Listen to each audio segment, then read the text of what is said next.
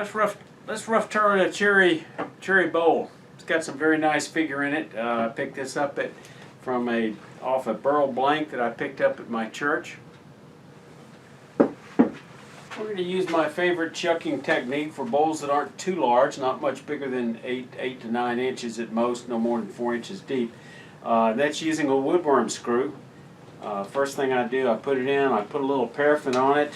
I've already drilled this hole on the drill press, and I made this little donut that gives it a bigger, flatter surface. The strength doesn't come from the threads, it comes from the friction on the face of the chuck. I've got a video on that up above if you haven't seen the details on the woodworm screw. So I press this in there, turn it on. Whew.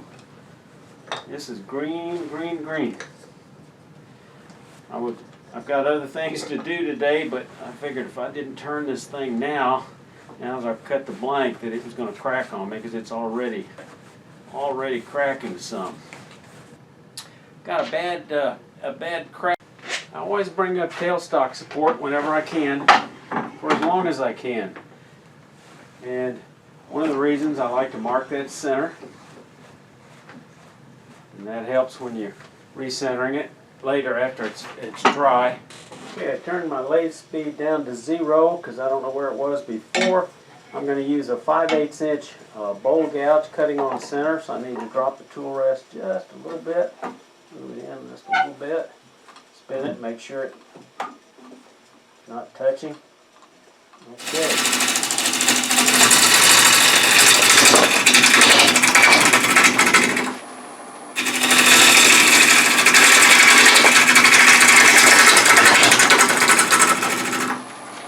I'm going to switch back to regular right-hand grip.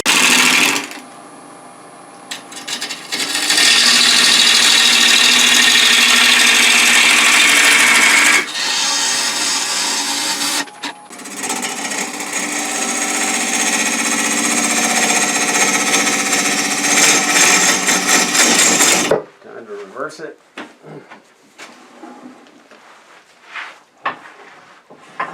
Where the hard part comes in with a donut chuck, sometimes it's getting it loose. And sometimes you just need to resort to a wrench. Fortunately, this has got flats on it, on that woodworm screw. And you get a little leverage out here, and hopefully it'll turn easily. Easy enough. I'm going to true up the rim here just a little bit.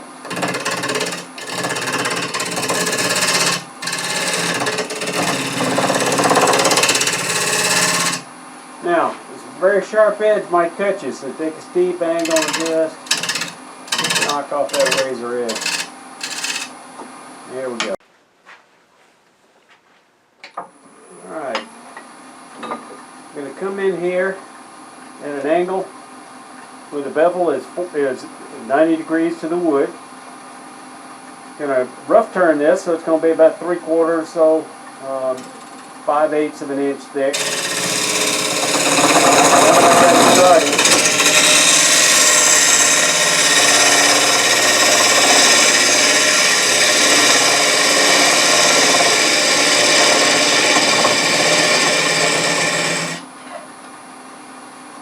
again.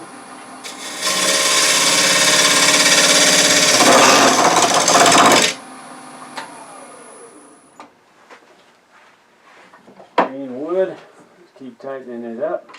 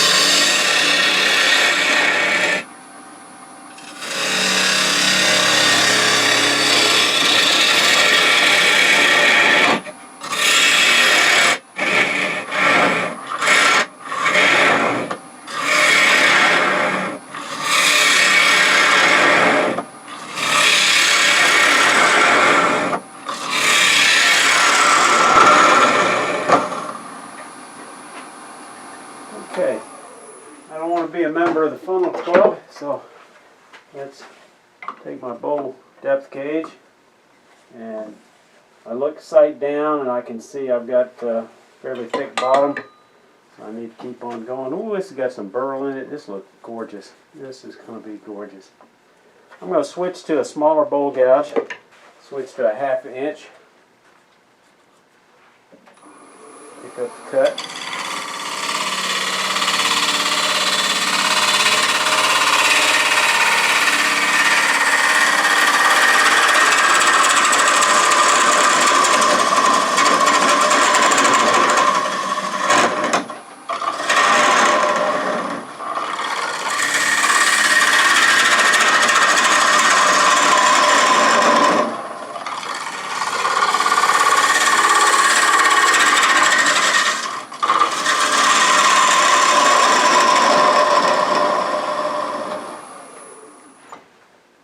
Digital calipers here.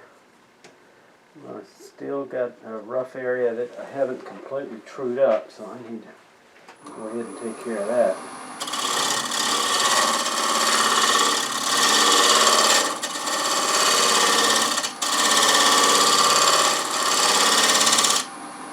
And again, get rid of that sharp edge for a high angle cut.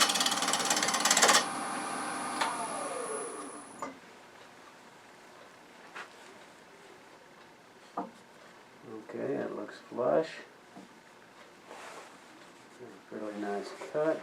Let's check the depth again. And it's almost where I want it to be. I can go a little bit deeper, but not much. I feel this. I've got a little bit of an uneven cut, so I need to pick up the cut right there.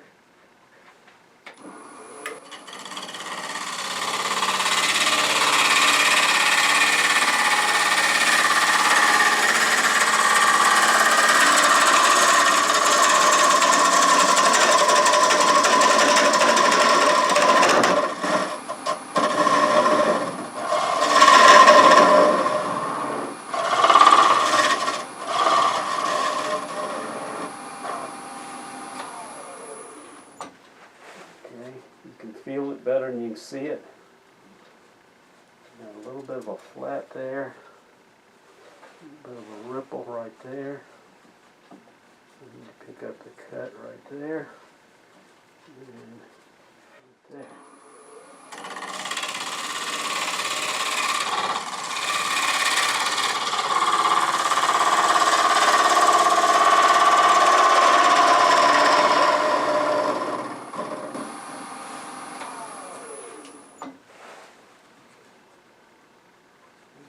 That.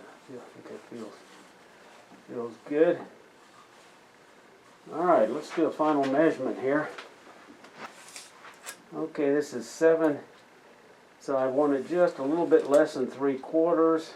I've got it right at 3/4. I think I will take it down just one smidgen.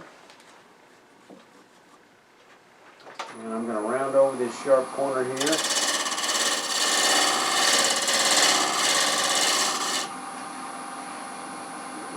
Cut, brace up my fingers, perpendicular to the floor, come straight in.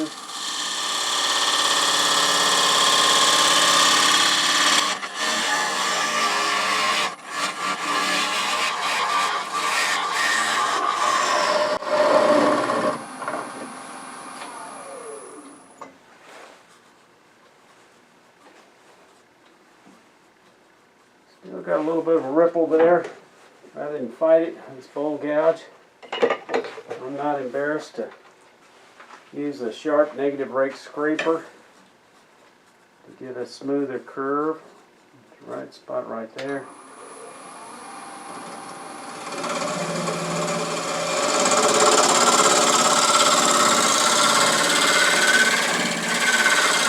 Alright, it's just rough turning.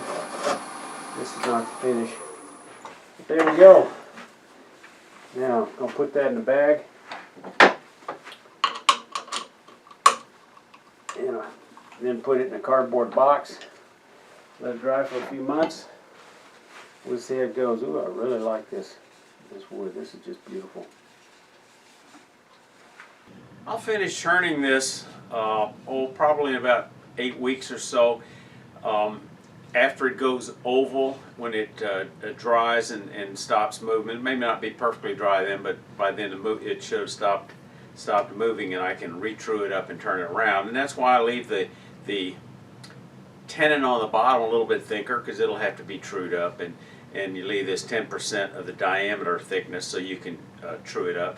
So what I'll do now is I'm just going to place it in this bag and fold it up. I'll probably go ahead and put it in a corrugated box also to slow down the drying process before I get back to it.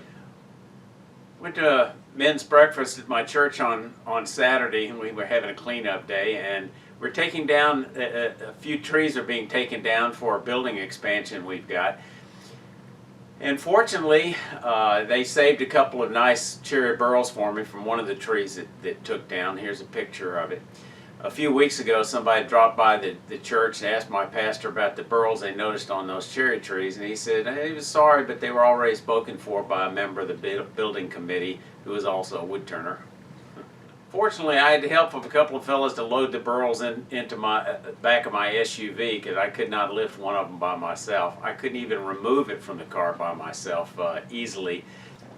The challenge was, after I got loaded in the car and I got back home, was getting it out of the car. So I've got a little video clip that shows you some of the things I had to go through to get it out using a log loader. I did a video on this log loader a while back, and using it as I showed in this video is child's play, as my 6-year-old granddaughter was able to maneuver it.